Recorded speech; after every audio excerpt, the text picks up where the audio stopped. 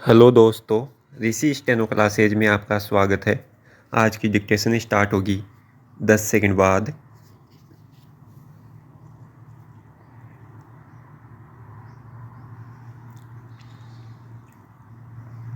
मनुष्य प्रकृति के साथ अनेक वर्षों से छेड़छाड़ कर रहा है, जिससे पर्यावरण को काफ़ी नुकसान हो रहा है।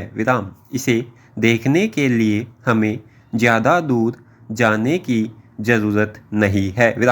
धरती पर बढ़ रही बंजर भूमि, फैलते रेगिस्तान, जंगलों का विनाश, लुप्त होते पेड़ पौधे और जीव जंतु, दूषित होता पानी, शहरों में प्रदूषित हवा और हर साल बढ़ते बाढ़ एवं सूखा, ग्लोबल वार्मिंग, वैश्विक तापमान वृद्धि, ग्लेशियर पिघलना, ओजोन का क्षतिग्रस्त होना आदि इस बात का सबूत है कि हम धरती और पर्यावरण की सही तरीके से देखभाल नहीं कर रहे।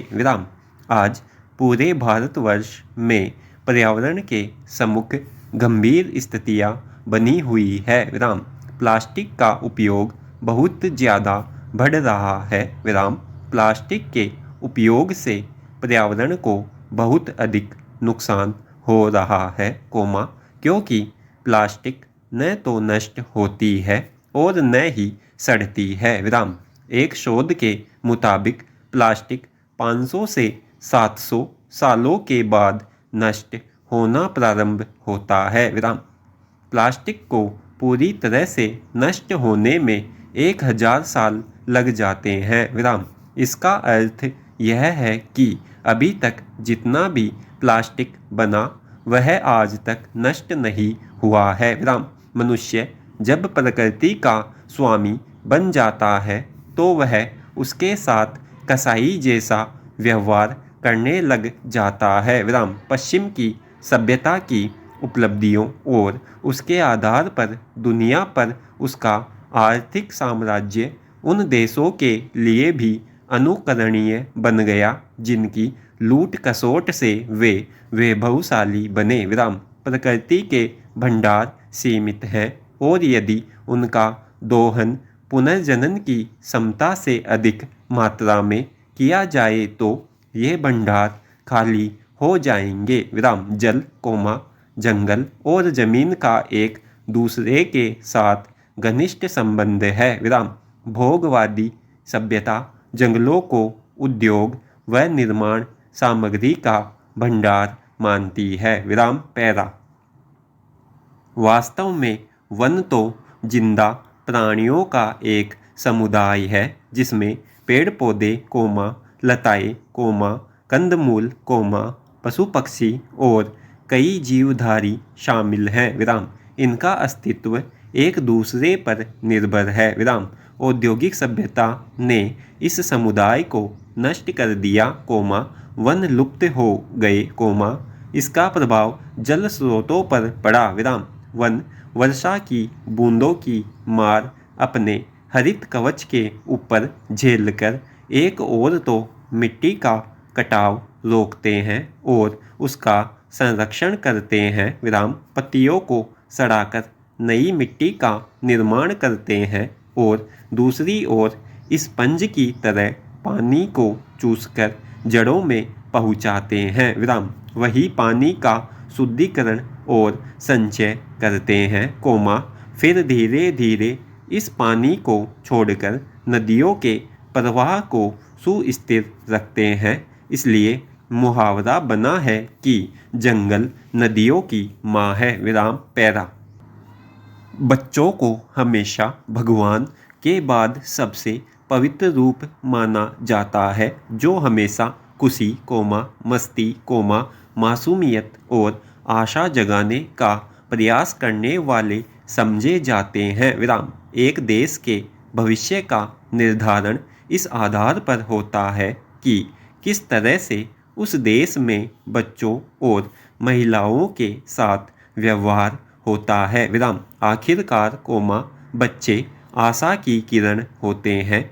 एक मजबूती की आशा न केवल देश की अर्थव्यवस्था के लिए बल्कि देश के कुशल मानव संसाधनों के साथ जिनकी पहुँच भारत में शिक्षा के सिद्धांतों के साथ युग्मित अस्तित्व के लिए आवश्यक आधारभूत सुख सुविधाओं पर हो कोमा के लिए भी बहुत जरूरी है। विराम।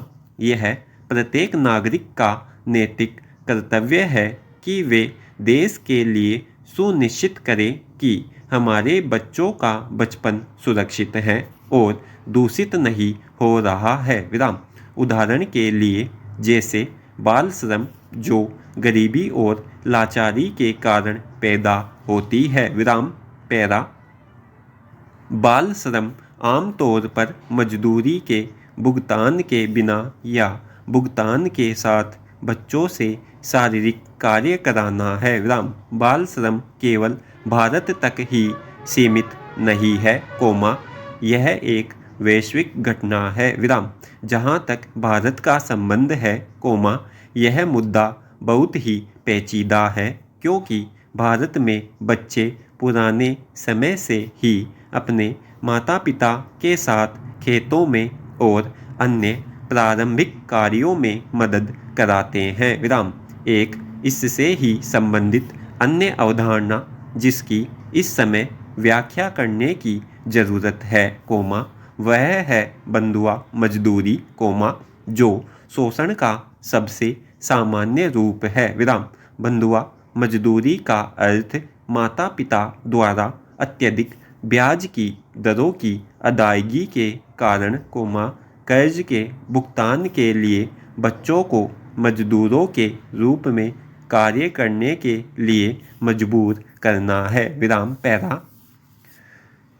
बंधुआ मजदूरी की अवधारणा से जुड़ी अवधारणा शहरी बाल मजदूर अवधारणा है जहां मजदूर गली के बच्चे होते हैं जो अपना लगभग पूरा बचपन गलियों में मजदूरी करते हुए व्यतीत कर देते हैं। विराम। अत्यधिक जनसंख्या कोमा अशिक्षा कोमा गरीबी कोमा ऋण जाल आदि सामान्य कारण हैं जो इस मुद्दे के प्रमुख यंत्र हैं। विराम। अत्यधिक ऋण जाल से ग्रस्त माता पिता सामान्य बचपन के महत्व को अपनी परेशानियों के दबाव के कारण समझने में असफल होते हैं और इस प्रकार यह बच्चों के मस्तिष्क का घटिया भावनात्मक और मानसिक संतुलन को नेतृत्व करता है जो कठिन क्षेत्रों या घरेलू कार्यों को रोकने के लिए तैयार नहीं होते। विराम। राष्ट्रीय और बहुराष्ट्रीय कंपनियां भी कपड़ों के उद्योग में अधिक काम और कम वेतन के भुगतान के लिए बच्चों को भर्ती करती है जो बिल्कुल अनैतिक है। विराम। पैरा। जाति प्रथा हिंदुत्व में व्यवहारिकता से जुड़ा तथ्य है। विराम। इसकी उत्पत्ति कोमा मूल्यांकन और अस्तित्व भारत के लिए सामान्य है। विराम। जाति प्रथा बहुत हद तक जातिवाद की पश्चिमी अवधारणा जैसी है जहां लोगों के साथ भेदभाव उनके शरीर के रंग के कारण होता है।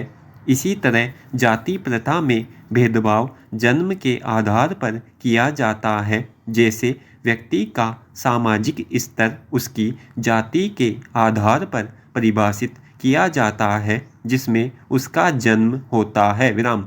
दूसरे शब्दों में जाति के आधार पर व्यक्ति के जन्म के समय ही निश्चित होता है कि वह समाज के उच्च या निम्न स्तर से संबंधित है। विराम। ये बहुत शर्म की बात है कि अब 21वीं शताब्दी में भी और इस आयु और समय में जबकि मानव समाज ने वैज्ञानिक तौर पर इतनी तरक्की की है कि लोग मंगल ग्रह पर भी जमीन खरीदने की योजना बना रहे हैं कोमा भारतीय समाज तब भी जाति प्रथा जैसी प्राचीन व्यवस्था में विश्वास रखता है। विराम। बहुत से सामाजिक आंदोलनों और उल्लेखनीय समाज सुधारकों ने अपना सारा जीवन इस एकमात्र जन्म पर आधारित भेदभाव का उन्मूलन करने के लिए लगा दिया विराम। हालांकि ये जमीनी तौर पर नहीं हुआ है विराम। भारतीय संविधान ने भी सामाजिक रूप से पिछड़े लोगों के अधिकारों को सुनिश्चित करने के लिए बहुत से प्रावधानों को किया और इसके संदर्भ में कानून भी है विराम। लेकिन इसके संदर्भ में अभी और भी बहुत कुछ होना चाहिए विराम समाप्त।